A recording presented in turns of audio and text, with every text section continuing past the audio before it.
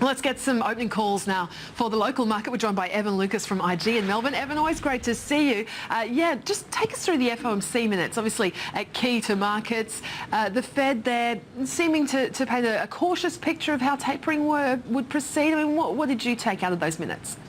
Yeah, I sort of took similar sort of views. I think the interesting thing out of it was why they actually went ahead and went with it. They said that the efficiencies of actually, more purchases over the longer term looked like it had actually diminished. There's questions now being asked. Okay, so we're now seeing QE, particularly the monetary stimulus side, coming to some sort of an end. The questions are now being raised of what happens at the next step. Where are the next sort of leads? What are the next things we need to be looking at? We are seeing the fact that on actual current actuals, inflation remains flatlining, and that was certainly one of the concerns that the more dovish people of the Fed sort of pointed out, that we didn't see any major move there.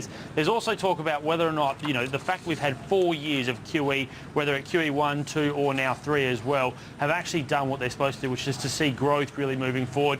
GDP growth of 2.5 to maybe as much as 3.5%, realistically for the US is quite low, and some people are asking the questions whether or not that's actually worked. We should be seeing growth more of the lines of sort of 5.5, even as much as 7% on GDP. So they're the questions being asked. I think what you've got to now look at is the inflation expectations, and they're the ones that may actually drive markets in a different sort of perspective over the next year. If you have a look overnight, you've actually seen the inflation expectations jumping up to around about 1.9% over the next 5 years. Now, if you put that to what we're seeing from the US 10-year bonds, which are currently sitting just on 3, that real yield is shrinking quite substantially. Now, that would mean that you're probably going to start seeing people moving away from US bonds into things possibly maybe like gold. You can also see them moving into other precious metals and also industrial metals. You can also see them moving back into equities and other parts of the world as well. So that's what I took out of the minutes. They obviously do have a cautious view. They're going to unwind it, but not necessarily at 7 meetings in a row of $10 billion a pop. It's all coming down to data. But I think there's other interesting things that have happened out of those FOMC minutes that may actually be bright spots for other parts of the market that have been beaten up over the last year. So that's what I took out of the minutes, Bridie. It was very interesting, was as expected, but it was a cautious view. But all again, it's about what we now see from other parts that are affected by those minutes being released. Just in terms of the data that we've had, the US private sector employment data, pretty positive. They're better than expected. Does that lift expectations for non-farm payrolls? We're hearing that there's not a lot of correlation between the two. Yeah, look, we've certainly seen that before. You can sort of overlay those two as much as you want. There's really no sort of gapping there, and that sort of is why most people sort of steer away from it. Again, also people are alluding to what happened with the ADP figure last night. That was very, very strong at 238,000 jobs added compared to 200. They also upgraded the November read as well. Puts a bit of a positive light to possibly what we might see on Friday night. In saying that, the expectations coming out of most analysts is that we'll actually see a slight drop-off in jobs added in that December month to around about 194,000. Now, that again gets back to what you saw from the Fed. They're all being very cautious. They want to see inflation moving. They want to see unemployment and the unemployment rate, going in the directions that they want. And that is a slight step back. I don't think it's going to be affected. The only way you would see some sort of an effect on the market if it was a shock number, 150, 145,000 jobs added, or it was well and truly above that 200K. So I think the unemployment numbers and the employment change numbers coming on Friday night from the US should be in line between 180,000 and probably 200. Anywhere in there, the market will be happy. If it's outside of those two ranges, I think you'll see a surprise, positively or negatively. More likely, if you did see a surprise, it could be on the downside, because that's what people are suggesting, that there was a bit of a slowness in the December month compared to what we saw in November. We get China CPI today. I mean, how important is this, or is it more about that trade data due later in the week?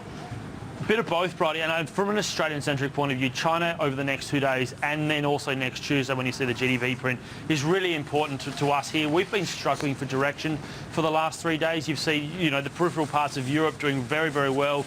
Europe core doing okay, and then you've got the US, which has managed to hold itself above and actually be slightly positive as well. Yes, this morning was a little bit dull, but we've been dragging down, and a lot of concerns are coming about where China is going, whether or not it is actually slowing. Then the economic sort of movements in China are actually going to really, really pull back, particularly on the material space, and they've been absolutely smashed over the last couple of days. So the CPI data today is actually expected to go down to 2.7%. Official expectations are at 3.5, and we did actually see the month before at 3%. So that is a weakness number. Could mean, and again, I speculate it could be the PBOC may stop sort of really tightening like it has been over the last 2 or 3 months. I find that a little bit hard to see, considering the central government is really trying to crack down on possible hard landings, and that will again be a drag on our market. But the trade balance on Friday, I think, is the really important one, and it too looks like it's going to sort of, that surplus number they get will also contract to around 32 billion US dollars, and that just means that China is sort of moderating itself. It means that they're not seeing the sort of export pickup they probably did 2 or 3 years ago as they try to move from an export nation into a consumption nation. And unfortunately, from an Australian-centric point of view, we will be impacted by that, and we will probably lag the rest of the world, unfortunately. All right, so what's your call then for the opening of ASX 200 today? Like yesterday, where we moved through a 50-point range, probably fairly similar sort of movements today.